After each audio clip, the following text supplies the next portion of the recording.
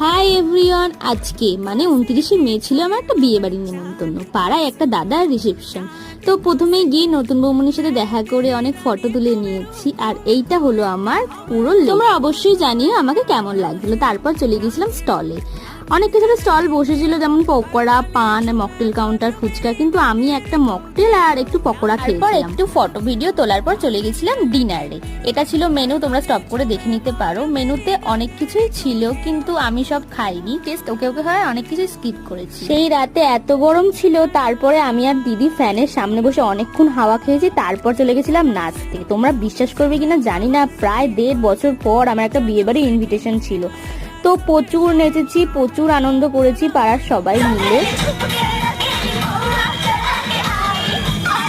শেষের দিকে নাচতে নাচতে তো আমার চুলই খুলে গেছিল। যাই হোক, ভিডিওটি ভালো লাগলে অবশ্যই একটি লাইক করে দিও। দেখা হচ্ছে অন্য কোনো ভিডিওতে।